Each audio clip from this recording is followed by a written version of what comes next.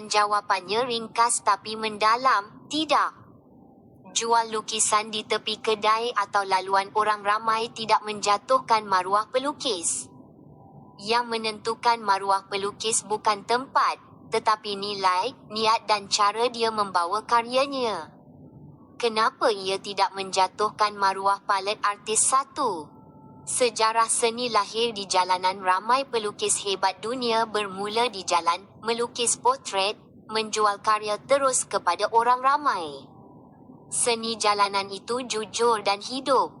2. Pelukis menjual hasil fikiran dan jiwa, itu kerja yang mulia. Sama seperti petani menjual hasil tanamannya. 3. Akses terus kepada masyarakat jalanan sama dengan galeri terbuka. Orang biasa yang tak masuk galeri pun boleh kenal seni. 4. Maruah datang daripada sikap, cara berpakaian, cara bercakap, cara persembahan karya, itu yang orang nilai. Bila ia boleh menjatuhkan nilai, bukan maruah, lukisan dijual terlalu murah tanpa sebab jelas, karya ditimbun, koyak. Kotor pelukis sendiri merendahkan karyanya, ni lukisan biasa je. Ini soal pengurusan imej, bukan soal tempat. Hakikat pahit tapi benar lebih besar daripada pelukis yang tak pernah jual lukisan.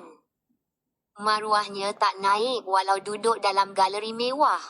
Pelukis yang berani turun ke masyarakat, itu pelukis yang hidup.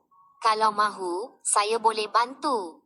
Ayat pegangan diri pelukis bila jual di ruang awam, cara susun lukisan supaya nampak profesional walau di tepi jalan. Beza pelukis mencari makan vs pelukis membawa misi seni cakap saja.